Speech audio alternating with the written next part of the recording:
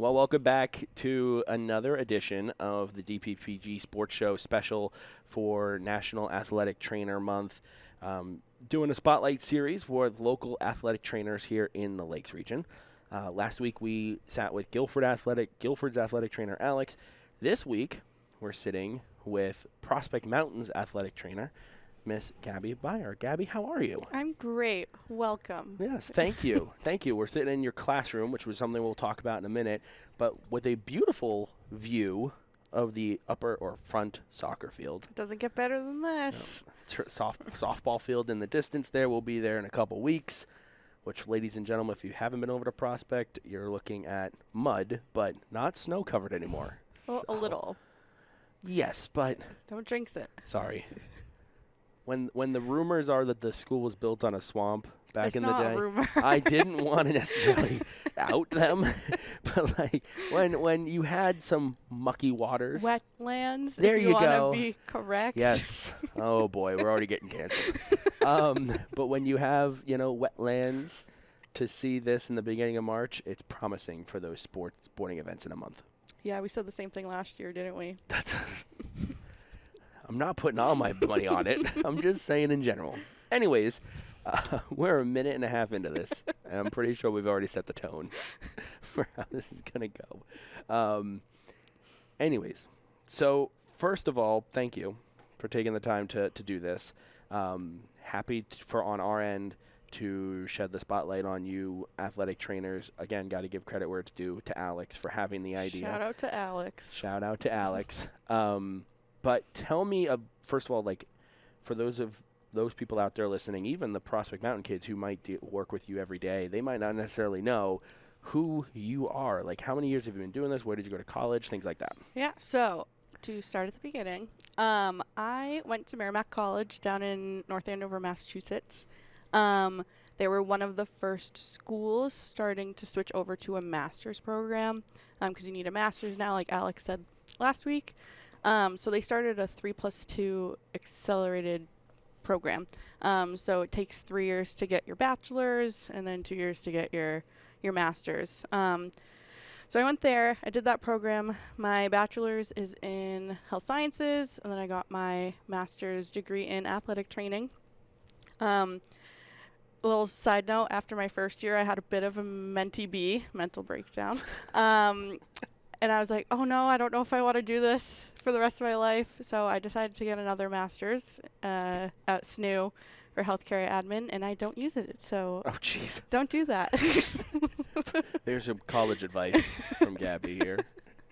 But, okay, go on. Yeah, so this is my 4th year doing athletic training. This is my 4th school, which sounds bad. I was with a PT. Yeah, no, it does sound bad. I'm not trying to make you laugh. Go on. I was at a PT company working contracted. My first year I was at Guilford, so it was the year that Alex left and went to Connecticut. And then I was moved over to Winnisquam for that year. And then last year I was at Pembroke Academy. Shout out to Fred. Miss you. He's not going to listen, but you know what it is. You never know. It's out in the world. Yeah, I'll send it to him. There you go. He might not know how to start a podcast up, though. Jeez. So, yeah, this is my 4th year. You learn something new every year. Obviously, what I learned that was new this year is learning how to teach. Which, again, we'll touch on in a minute. So, yeah. Is that okay? That's me.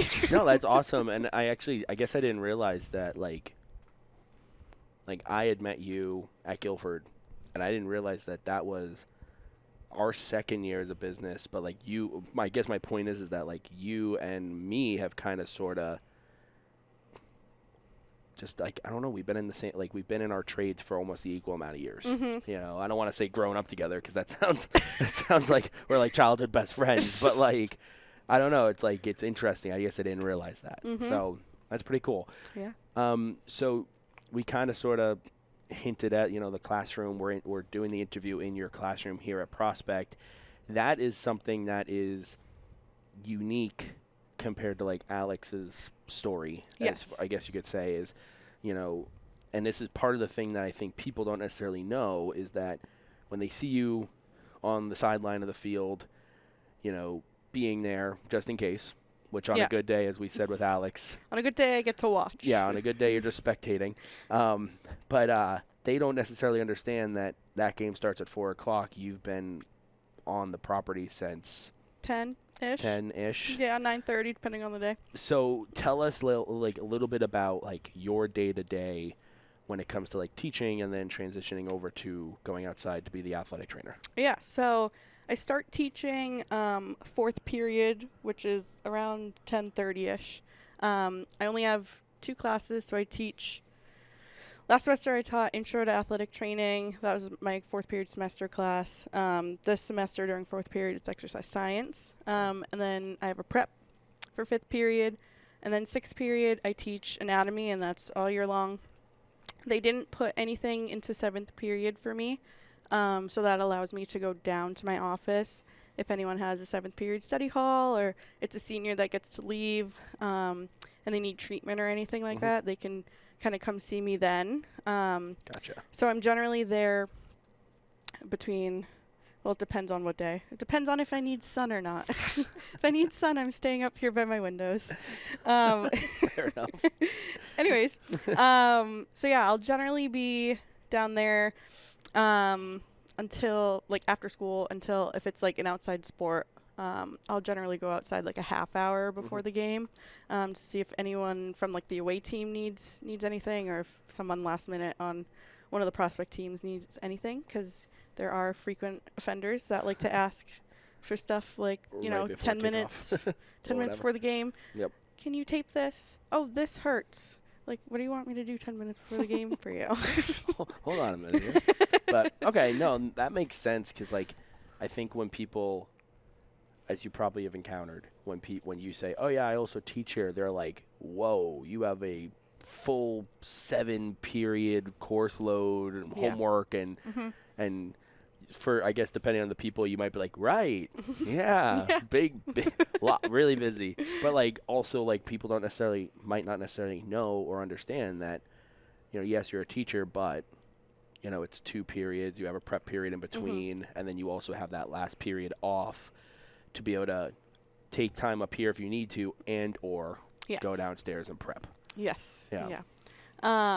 So I am, with this job, on the collective bargaining agreement, which is just jargon for teacher's contract. Gotcha. Or jargon, sorry, not jargons.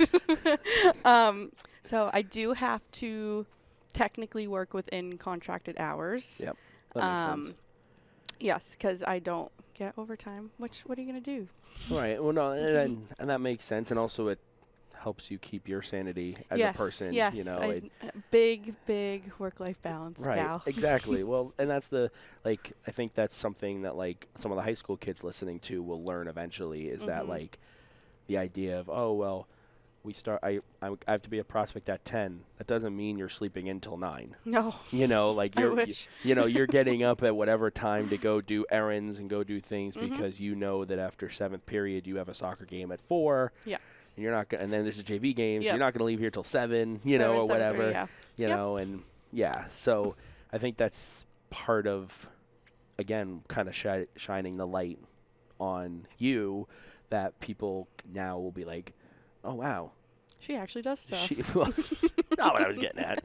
But, in layman's terms, sure. When it comes to, that... I lost my train of thought. Hold on.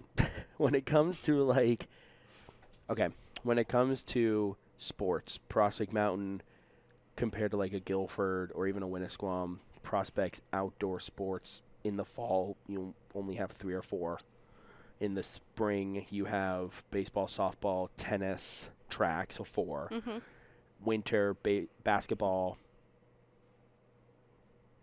Indoor track. I think I was like, there's got to be something else. Don't forget we have wrestling. Wrestling, and then, of course, the co-op with Kingswood for girls hockey. So I guess my question is, and you can, if you want to do this by season, is there a sport that takes priority? I know contact sports do, over in Guilford, football, lacrosse, things like that. But, here, when you have let's say the fall, you have volleyball, and soccer and cross country. Soccer's the only one that really has major contact, and even then it's not as much. Like So we'll start with fall. So varsity will play at 4 for whatever, soccer. So I'll be out there. Volleyball won't really start until 5:30, so I'll come in. If they need anything really quick, just check in. I usually would do that during halftime, come back out to soccer. And then when the varsity game's over, I'll swing back up to the gym for varsity volleyball if they need anything. And then James, the AD, will generally be inside at varsity volleyball, so I'll stay outside with soccer. And then he would just call me to come in if anyone needed anything. We kind of just divide and conquer games when it comes to that. Winter, I'm just parked in the gym. The only difference was that wrestling in the winter is down at ACS. Alton Central School. Yes, sorry. No, you're good. You're good. But I do generally stay up here because, again, those kids have that time to come see me. Their practices are usually 6 to 8, so if they need to come here and swing by, they could do that. And then haven't experienced spring yet, but I'm going to assume it'll be the same as fall because James will be at softball coaching. So I'll probably just zip back and forth on my very slow golf cart. It's not that slow. It just feels like it's very slow. It's like the case with any golf cart. No, the Gators, those whip around. Oh, my bad. My apologies. Speaking out of term here. Okay, so with winter, you guys have that co-op for girls hockey. Yep. Now, with that, do you and Kingswood athletic trainer split that, or is that mostly... So Alex Drea up at Kingswood, he generally will cover them. He texted me at the beginning of the season because I did a clinical rotation under him, so we're pretty on the same page with a lot of things. So he was like, I'm not going to make you cover stuff because it wouldn't make sense for you to come up here when I'm already up here. So shout out to Alex for not making me go up to Wolfboro for hockey. Gotcha. I mean, and I can't necessarily fully speak for Kingswood Athletics because we don't cover them a lot, but I feel like in the winter, that's probably one of the only main contact sports up there for them. Basketball, Yeah, so it's more hockey and football, not to define words here. No, you're good. Hockey and football are considered more like collision sports. Oh. Well, no, here's why. Here's why. It's actually pretty interesting. Okay. Because it's purposeful contact. So that makes it so contact sports, there's going to be contact, but most of the time it's not like, oh, let me go ram this kid with my head. It's more, oh, I'm going to make contact with people while I'm going up to the rim. Okay. So, yes, there is actually. Okay. Yeah. So contact versus collision. Gotcha. Yep. Huh. Learn something new every day. There you go. There you go. I'm going to write that one down. But okay, so when it comes to you in the winter, the hockey deal is covered by Alex. Yeah. So if any prospect kids get hurt, he'll send me an email or like a text. He's never had to call me for anything. Usually that means bad news. Knock on wood. Actually, Shane Flood did call me over winter break, but I forgive him for that. Fair enough.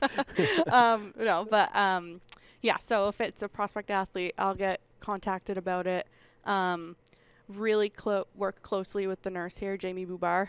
So anything I get, honestly, about any athlete that's here, I forward right over to her so that she's aware.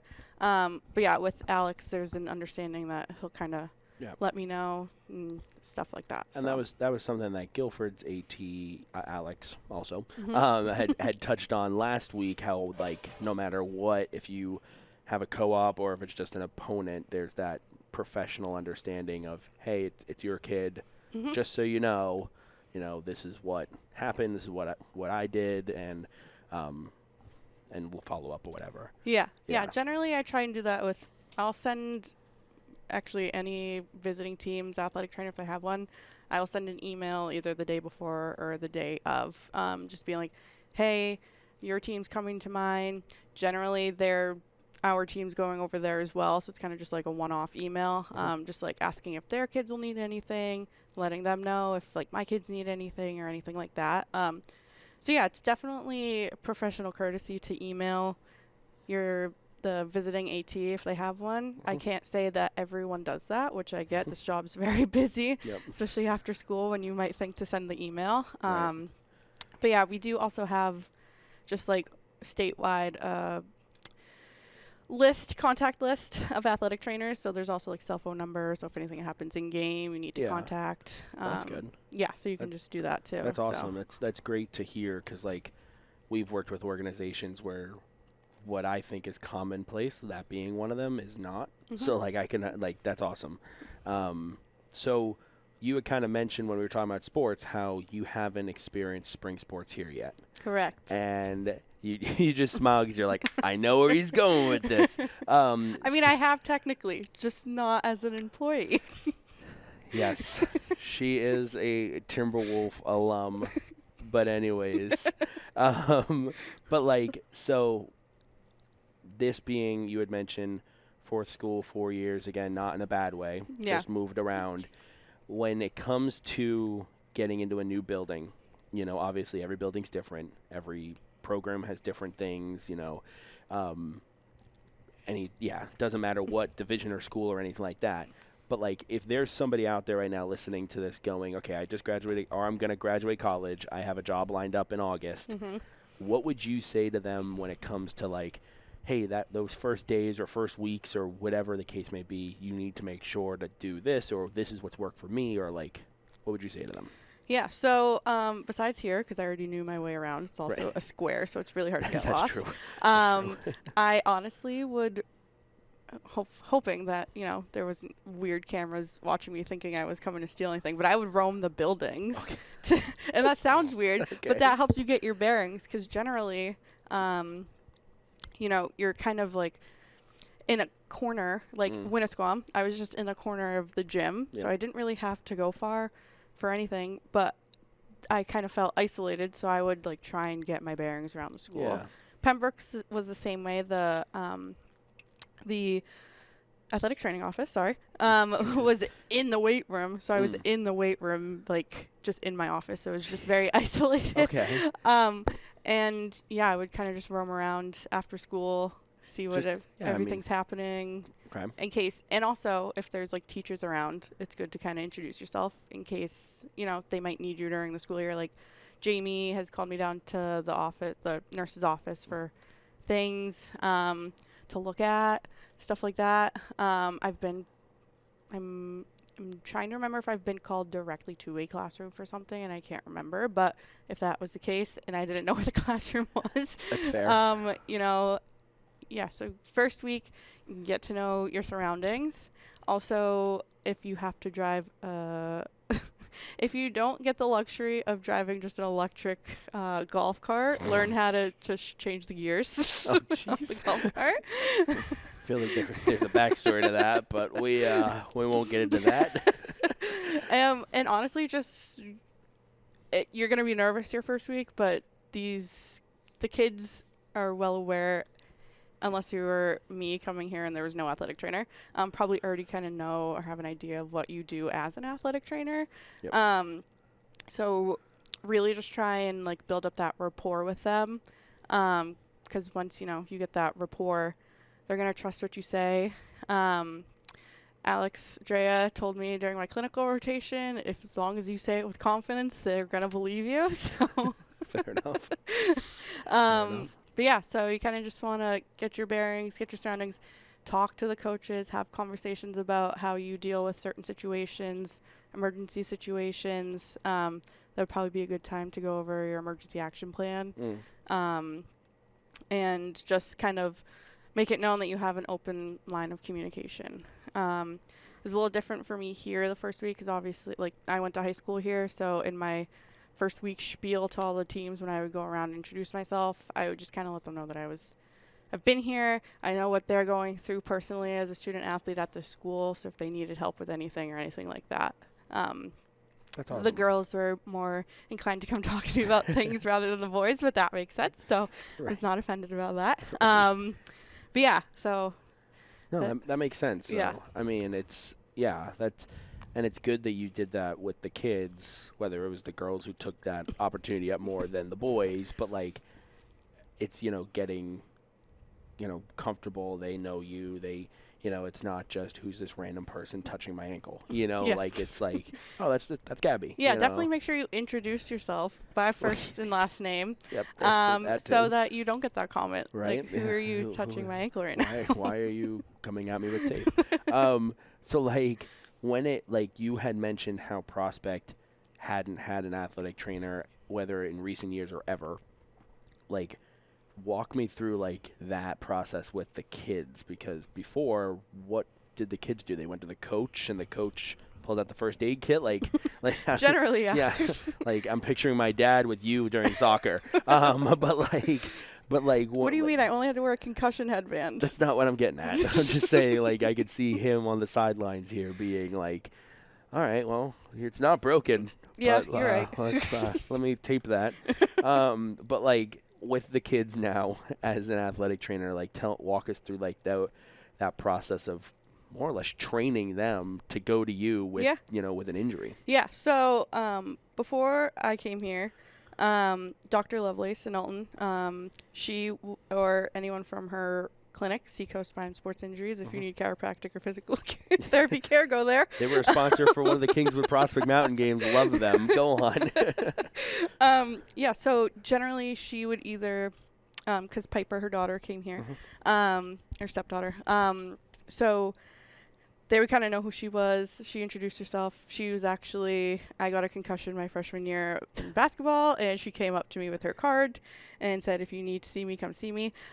So she wasn't acting as an athletic trainer, but she is kind of considered like head of care here for athletics, because a lot of kids go see her. Right. So I have obviously had a very lengthy prior relationship with her. I was a patient. I shadowed her. I worked there. So we have a very good working relationship. So if any kids were getting hurt here while I was here and they would go down to see her, she would honestly give me a call and be like, hey, I just saw so-and-so. Can you touch base with them? They might need like their ankle taped or something. Gotcha.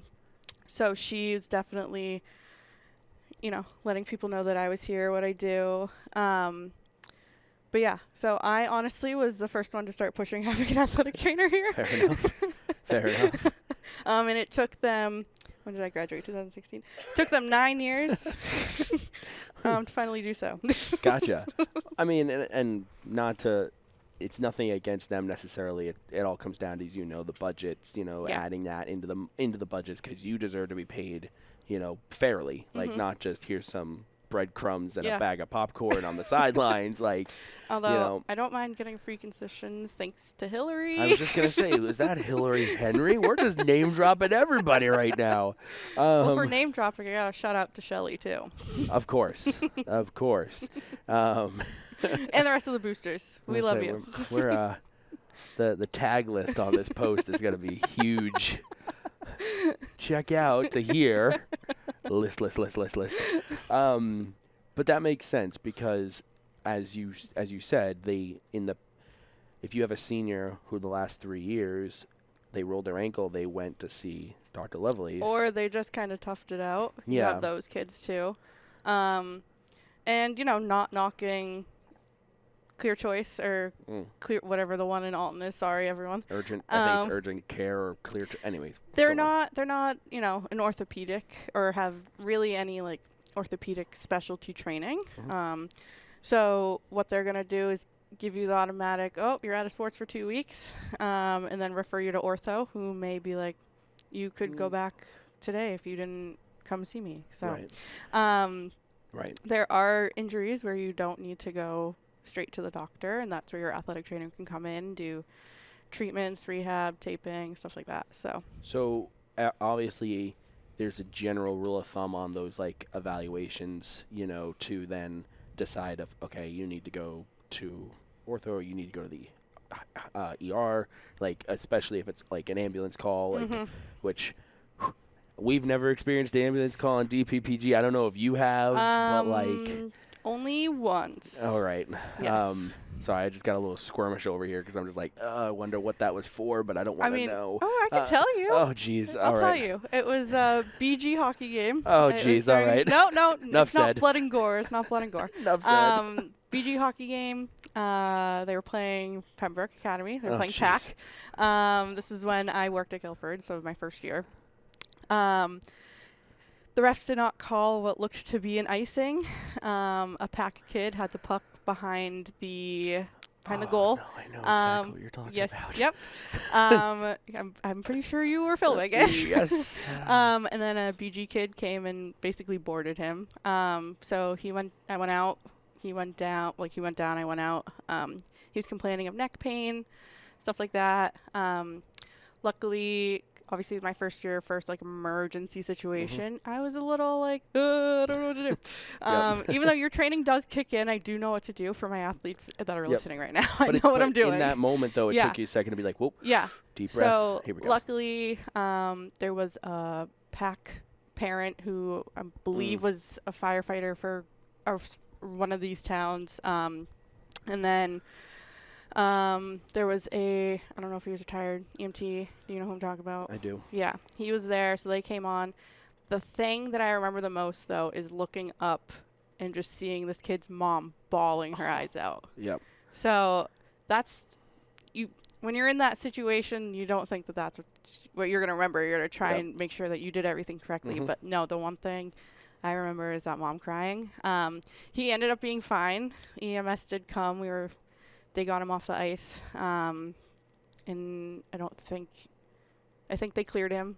So, but yeah. And then the next year I asked the PAC coach how the kid was doing.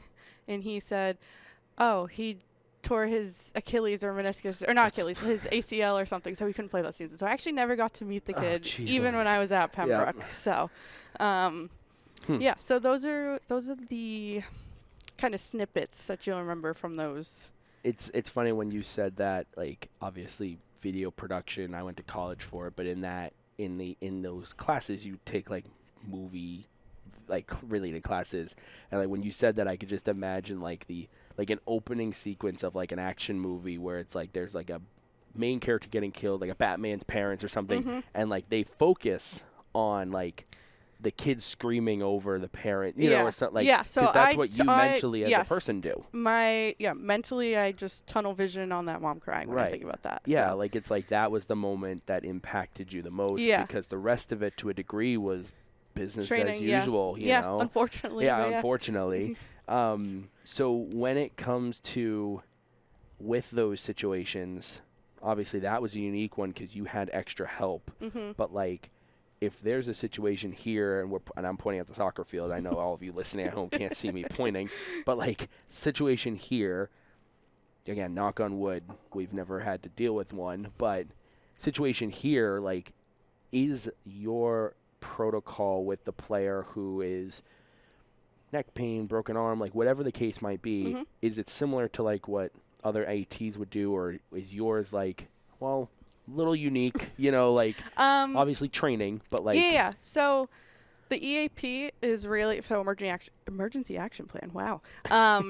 Is really a very detailed step-by-step on what happens during an emergency. It also outlines the emergency personnel. Gotcha. So when you hear that as just someone who's watching the game, you're going to think that's, EMT, firefighters, paramedics. But that's actually who's there at that present moment that'll help with EMS stuff. So I'm obviously first on the list. You also have James, the athletic director, would be on there. Any other game officials or any other admin on call. Coaches are on there. The refs aren't specifically listed, but they're technically there as well. They do have some sort of first aid training. And if not, at least, or if to a degree, they're a second set, another set of hands. If needed. So as obviously there's not right away, possibly, since we don't have football, we're not really having EMS on call here for anything. So I would kind of be leading that team. So that's me going to check on a kid. If they're down, they're not moving. James will generally, we had a situation where we weren't sure about a kid. He ended up being fine, getting off the field. But James came out, asked if I needed anything, and honestly, he blocked the kid from the crowd, so I didn't have to worry about really a lot of people watching. So in that case where we may have needed to call, I'd be like, hey, James, can you call? And just like direct them to the soccer field. There's also like step-by-step directions on how to get to wherever you need to go. So the different fields have different directions. Gotcha. Most fields have, like, if we needed to call an ambulance, they have the gates where we can open, they can come right on the field. But yeah, so the EAP really outlines a whole team that's going to be helping you. And what that does is really tries to make the situation go smoothly, because obviously outside factors can affect what's happening. Yep. So it's kind of just to help that situation go smooth, make sure that the athlete can get the care that they need in a timely manner. Now, whether that's 5 minutes or 20 minutes or however long it takes EMS to get there, you kind of just have to do your best to control the situation. So, Gotcha. Yeah. Okay. That makes sense. Like, I figured that there was some general outline, if not a specific outline. Yeah. But I also know that there are some ATs that have a little bit more experience. Not saying you don't, but like they might have, I've been doing it for 20 years and, there's a situation where blah, but no, that makes sense. And it's obviously that's a mainstream plan to keep the players safe. And also it makes it so that you train that. So it's like there is no step outside of the box. It's this is what I know to do. Yes. Yep. Yeah. Okay. So. Yeah. So, like I said, hopefully the BG situation's the only one that you have to deal with. I've had some close calls, but, So that it is what it is. That brings me to my next question, which is, besides the BG story, are there any other stories that, like, when somebody sits down with you and says, what's the craziest or what's the scariest or whatever that comes to mind when you're thinking about what you've done? Yeah, I do have a couple. One's not, like, crazy in regards to, like, goriness or blood or anything like that. So both Alexes were there during my clinical rotation the fall of 2020. I was up at Kingswood with Alex Drea. Kingswood was playing Guilford, so Alex was also there. And generally, you're not going to see a lot of hip dislocations in adolescents. Okay. It's kind of more on the rare side. So what happened was Guilford's quarterback got sandwiched on the sideline, like just right. So his hip actually dislocated. Go on. Yeah. So Alex Drea he was on our sideline, so we went over first. Alex came over. And kind of just, took over care from there. Obviously, it was her athlete. The thing I think that stuck out the most for me was that we had gone over hip dislocations recently in my class.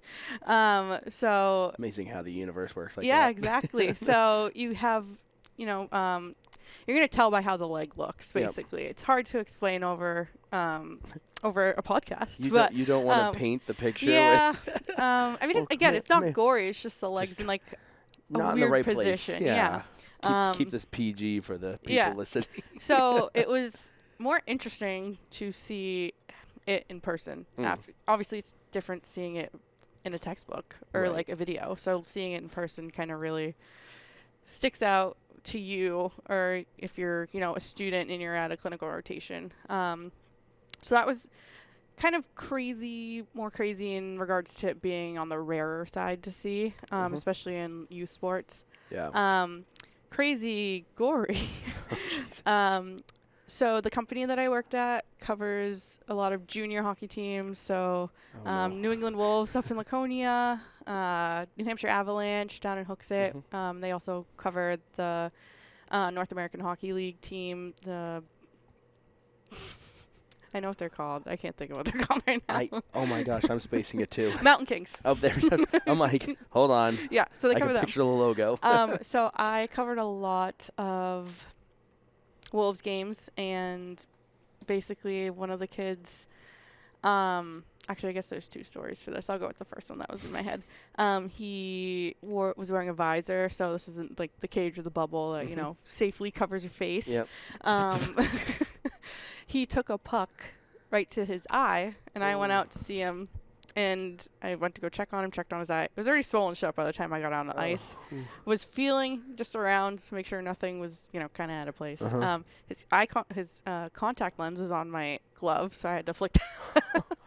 Oh my gosh. So yeah, so he was swollen shut. So that was more trying to make sure that pressure didn't do anything to his eye. Yeah. However, he called whoever he was, whatever family he was living with at the time, to bring him another contact. He got the contact in, and then because they're over 18, you can advise that they do something, but that doesn't mean they're always going to listen. It's hockey. It's fast-paced. Sometimes you might not even notice that they go back out on the ice. So he went and played the third period with one eye, basically. So that was one wolf story. My other wolf story, I will preface with that I hate anything that has to do with teeth. I don't like it. I had braces for felt like 10 years, so I don't like anything that has to do with teeth. So kid took a high stick to his mouth, was spitting blood. Tim, the coach, was like, you should probably go out there. So I was like, all right, I guess I'll go out there. All right, I guess.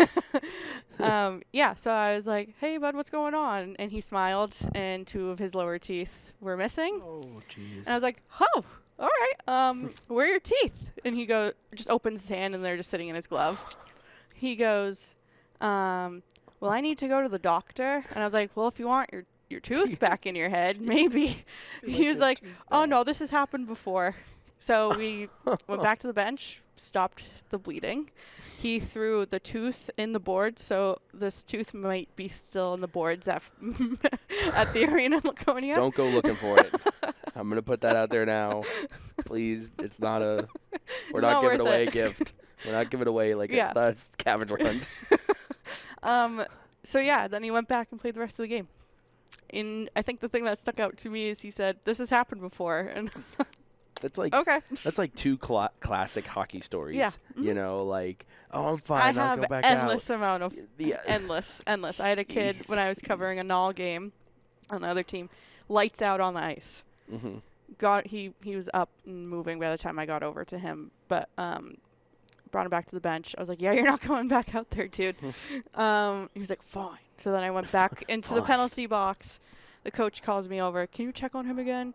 He's like, so I went over. The kid was like, I'm fine now. And I was like, dude, you were just lights out. I'm not letting you back out on the ice. I'm fine now. I'm fine. I can barely skate in a straight line. I can do this. Oh my gosh. Yeah. So hockey is just a different breed. That'd be a whole other episode with all the hockey that I've covered. So before we go to the final couple questions, with those stories in mind now, when Alex says, I got Kingswood hockey covered, are you relieved or do you slightly miss it? I'm more relieved that I don't have to drive up there. That's fair. That's fair. Yeah, well, especially during the winter. I was going to say, Pop Whalen's nice, but it's definitely, it's a little bit of a distance. Yeah, a little bit. Yeah, I haven't honestly actually really covered girls hockey, so that's faux pas on my part because I feel like that should be one that I'm definitely covering. But yeah, sometimes I was like, oh, I should ask Alex if I can go up there. But then I check the weather and it's like, oh, it's gonna snow later, and I'm like, then go home. I can tell you, coming from somebody who went up there for a game earlier this year and the weather was fine, and on the way home there were snow squalls. You're not missing. No, I've had plenty of those drives. I had anything. to cover a Wolves game in the middle of a blizzard. I texted the coach and I was like, are they canceling this? Because it was calling for over a foot. No, it's hockey. Yeah. No, why would we cancel? It's inside. I'm like, well, I need to get there alive for you to even have a game, so. It's inside, yes, but how do we get, anyways, are you picking us up on a bus? We got to get to the game.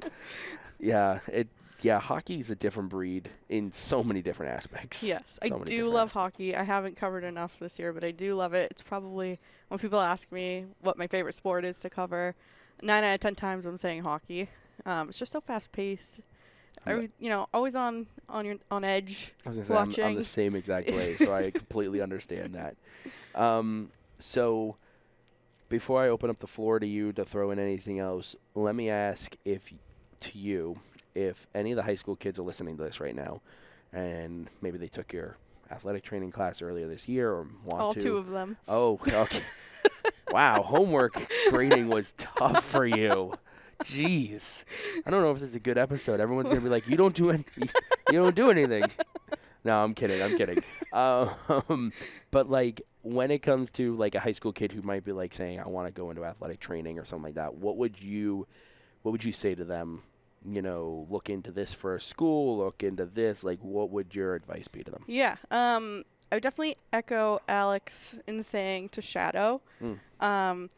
Obviously, there's no athletic training here when I decided I wanted to do athletic training. And with the accelerated master's program, I didn't get into the athletic training room until quotation senior year of college. So I didn't know what I was doing.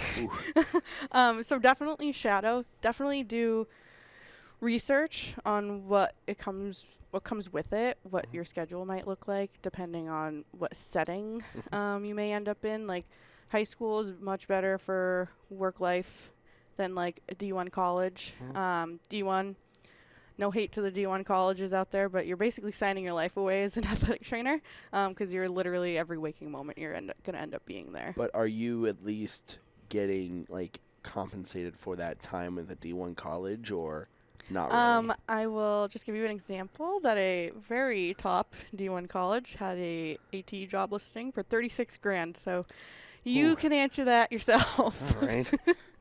Just for the net record, folks, I make more working for myself. Anyways, probably put in just as many hours as well. But go on. Yeah. So definitely do your research. Like I found athletic training through an intro to business project that I did here my freshman year of high school. So, research college-wise, it's kind of just, especially nowadays, who's going to give you less student loans to pay off. That's true. But yeah, as far as I know, the only accredited program in New Hampshire right now is Plymouth State. I know UNH, I think, might have lost their program. Interesting. Colby Sawyer doesn't have theirs either.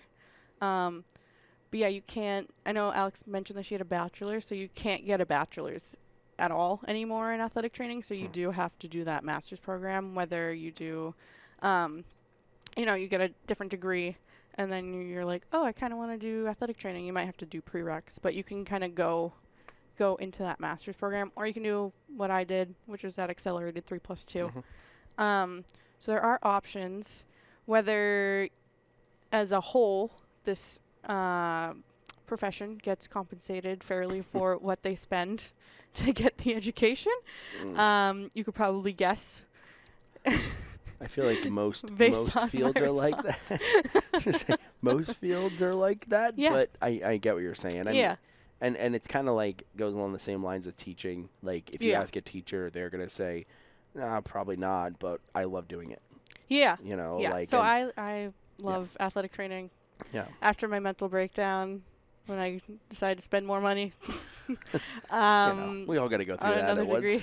It kind of just solidified that, I like doing what I do. I like my favorite part's the relationship with the kids, the rapport with the kids. Because one of my favorite things, my first clinical rotation was in Lawrence, Mass. Not a lot of the kids' families were coming to games and stuff like that. So my preceptor and I really acted as like their family at that game. So you really get close with the kids that you work with. It might take you a while to meet all the athletes that you're working with. Depending on school size. School size, whether they're coming to you. There have been times where I've figured out a kid's name the last week of the season, not going to lie. But it happens if, they're healthy, they're not coming to you. You're not, you listen to the coaches scream names as much as you can, but they're not going to scream every kid's name. Right. So unless you're Corey Halverson. Another person to tag. No, but I know what you're saying, and that makes sense. Like going back to the idea of like if you do what you love, then at the end of the day, as long as all your bills are getting paid, which is part of it, but like as long as like like if you think about it, like the idea of becoming like the millionaire is like something great, but if you love what you do, you are a millionaire to a degree. Yeah. You know, like Yeah. you if you can show up to work every day and do what you love, then it's like, this is awesome. Deep words from Devin himself. Coming from somebody who runs a business, and I can tell you, there are some days. Anyways, that's another podcast. But so advice for somebody who's coming out of college, right? They graduate next month, or 2 months. 2 months. Sorry, I'm getting ahead of myself. 2 months, and they're like, okay, ready to dive in. What would you say to them? First, I would say congrats on passing your boards, because that is very hard. That's a common response from Yes. the athletic trainers we've interviewed so far. Yes. So honestly, boards, that's like the biggest hurdle you're going to get over. Once you get that certification, you get that license, you have, you can pick the places that, if they're hiring, you have options from there. So before you can apply for jobs before, but they're going to accept you pending on if you pass your boards or not. So boards, super exciting to pass. Honestly, start looking for jobs now. Schools, if you're looking at high school, tend to post their jobs in April. It's kind of hard to find a job in July, speaking from experience, fresh out of school, so don't wait that long. And then just, if you have to relocate, then if that's going to be the best opportunity for you, my professors were like, never close the door on that, because it's obviously scary to move, but if you're going to end up somewhere you love, like my best friend from college, she applied to Chicopee High School down in Western Mass, all the way near Springfield. And that was her first job. They had to move out there. She loved it the time that she was there, and then she's got into like the private school. Now she's at a different private school in like actually middle of nowhere, Massachusetts. But she, landed somewhere she loved because she took that leap by moving out and opening those doors to those other schools that she was at. So, I didn't do that. I stayed in the area. As graduate of 2016 from Prospect Mountain. Back where I am. I wore my class of 16 shirt to Winter Carnival, and everyone was like, why aren't you wearing pink? And I'm like, well, why aren't you wearing red? And then they were like, class of 16. Wow, that's old. And I was like, thank you. Thanks. Appreciate it. Nothing better than for at least with me hiring somebody and being like, what's your date of birth? 2007. Okay, 27. I will tell you a story. Kelsey honestly texted Alex and I earlier and said, I asked my kids what year, how old they were in 2017, and most of them said 10 years old. Yep. That's also what we deal with here now. Yeah. I always want to make a Mean Girl reference, and no one's going to get it, so. Yeah, I think I've taught my employees more pop culture than how to run a camera. Yeah. Because I'll say something, and they look at me, and it's like. Then you got to fully explain it. You got to pull up a video. Yeah, let me pull the video. Explain this to you real quick. Okay, so in closing, I'll turn the floor over to you. Anything you want to say that we didn't necessarily talk about, or anything like that, or anything like that? Oh, you put me on the spot. Sorry. It is a spotlight series. I don't like that. Oh, wait, hold on. Hold on, he has to find the button. There it is. Spotlight series. You had to find the button. Wow. Called out. Honestly, I'm trying to think. I feel like I could say something, but I don't know. It's late. I never finished my coffee. Train of thought has derailed. Gotcha. So it's not something that you don't want to say necessarily, but it's just like there's something there, but I just can't put it together. Gotcha. Yeah, that happens all the time. Ask any of my students. Oh, no, I hear you. I got to stop in the middle of class to just be like, hold on. Let me gather. Hold on a second. The people in my head are putting together the sentence. Yeah. Train of They're thought. lagging a little bit. Yeah, the train has come to a stop. The tracks are getting put together. Yeah. No, I'm literally, my anatomy class, we watched Inside Out 2 before break. I am the embodiment of anxiety. But don't worry, folks. She'll take care of you. Yeah, well, exactly. That's when it shuts down. Yeah, she's fine. In her prime, she's good. But well, no, I mean, thank you for taking the time Thanks to chat. for coming. Of course. No, like I said last week, and I'll say this week and next week is, it's just, I feel like at the end of the day, the athletic trainer is one of the most important people in the room, and not everybody knows.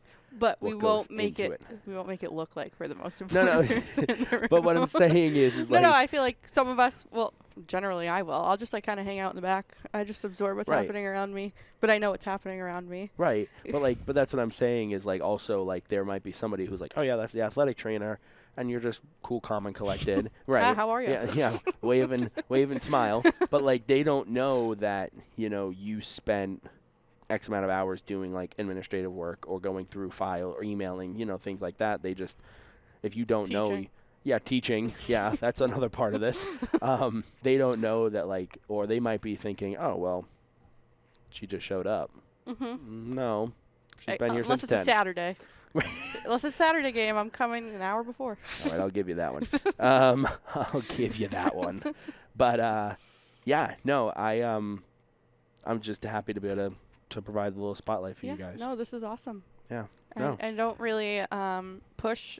I'm a bad athletic trainer, and I don't push National Athletic Training Month. But it's hard. That's it's the in only March. reason why she's a bad athletic trainer. Yeah, just to exactly. Note. It's in March. It's in between seasons.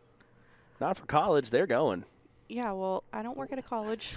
You don't? This view says otherwise. Just kidding. The wetlands. Or as Devin said, swamp. Apologies if that offended anybody. It's a very relaxed term. Obviously, anyways. All right. Well, I was gonna make a Shrek joke, but everyone's too young to understand. Please. All right. Well, if this doesn't get us shut down, no, I'm just kidding. No, in all seriousness, It's gonna get me fired. Hey, I might have a job for you. A little bit of a pay cut though, but no, in all seriousness, thank you, thank you.